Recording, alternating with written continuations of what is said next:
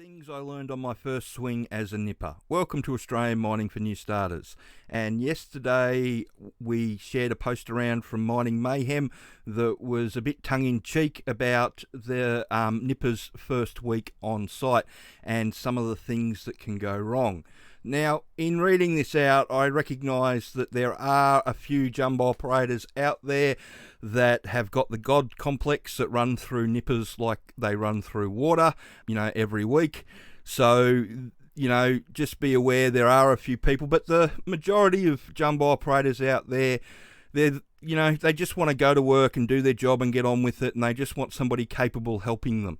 So, when you start making mistakes quite often, then shit happens, unfortunately. So let's have a quick read through it. So whenever possible, shine your cap lamp directly into the jumbo operator's eyes so he knows exactly where you are at all times. Not a good idea. Remind the jumbo operator of how much you are sweating and how hot you are. It will remind the operator of when he or she was a nipper, and they will feel sympathy for you. No, they won't, because it's hot everywhere underground normally. If you see a way they could do their job more efficiently, then tell them. Yes, everybody likes somebody that's only been on the job 3 days telling them how to do their job. Comment on what a good job your cross shift does, how well they have bolted a heading, and what top bullocks they are. Yeah, so, that sometimes that doesn't go over all right, but it's best to get on with the cross shift, I always find. Your jumbo operator will really appreciate the positivity you're bringing to the workplace.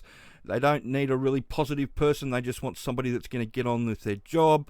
Never, ever think what you heard the first time was right. Always ask your jumbo operator to repeat what they've just said. Yeah, so, it's all... This goes back to there's no silly questions that you can ask underground unless you start asking, silly questions all the time, or asking things to be repeated because you don't understand, or having to be explained things over and over again. If you need a break, just take one. The jumbo operator will shut down and have a good old chinwag with you and a spot of crib. Yeah, no, that doesn't happen. They're going to want you to work as hard as possible. Everybody gets a percentage of what's being done around the place, so most people like to go nice and hard. And, there are a few jumbo operators that are terrible, but the majority of them are really good. And the thing that when you look at something like this, most people think, the jumbo operator's terrible, run through a lot of nippers. Whereas you've got to look at it from the jumbo operator's point of view. They're just trying to get on with the job and do the job. And, it becomes very apparent very quickly whether somebody's going to be capable or not, or whether they can pick up how the job works and understand what's going on. And, no matter, how capable you appear, if you can't get on with the job and do it properly the way they want it done, you're not going to last there very long. And this was exactly the reason that this training got wrote back in the day. And it even says, right up the top here, it was mostly done to address the constant turnover of new starters or new staff due to the sink or swim training system employees are forced to use. And that sink or swim training system is still on, because you can see Barminco are still have just put another entry-level job ad up only 5 days ago. But we had some discussion on the channel probably a week and a half ago of some people that have gotten interviews and medicals and are coming over from the eastern states to start with Barminco. Now, you'd think they've applied to a job ad that was probably 6 weeks ago or even a month ago. And that's how bad it is that they're already putting another job ad up because they expect a certain amount of people to fail. And it's just the way it is.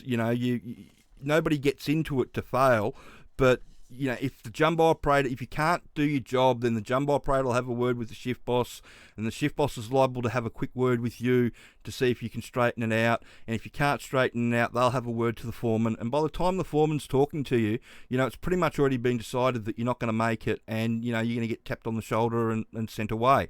And that's the reality of the situation.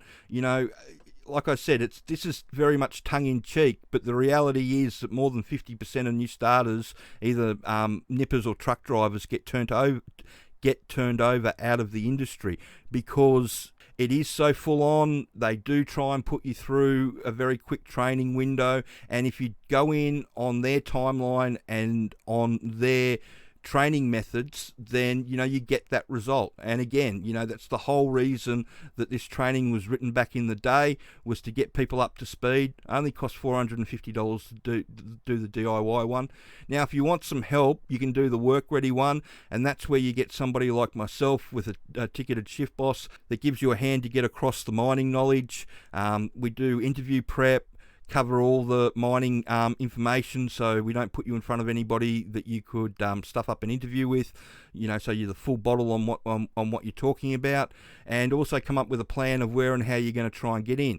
And now that's pretty easy at the moment, because there's lots of employers all over the country looking for people that know how their mine works. So it just depends on how much support you need. A lot of people make DIY work for themselves. You do all the same online training. It's just whether you want the support afterwards or not. But that's a quick video about this tongue-in-cheek post that got put up yesterday. And if you really want to know what you're getting yourself into and how you can stop yourself from failing, then it's all in here. It's that's the whole reason that this got wrote. It was to give a new starter a really good chance of making it past that 6 months, and telling them all the good things and the bad things about the job. So I hope you found that information helpful, and like I said, poking fun a bit at the high turnover of nippers and all that sort of stuff, and some of the worst jumbo operators around there. But the reality of the situation is that if you can't get yourself up to speed in a reasonable time, find your feet on how the mine works and all that sort of stuff. If you can't do that, then they're just going to move you on. So that's really important thing to understand when you're jumping into a career like this. So I hope you found that information helpful, and if you've got any more questions or you'd like me to talk about something, please just send it through, and if you could share the video around and like and subscribe to the channel. Thanks.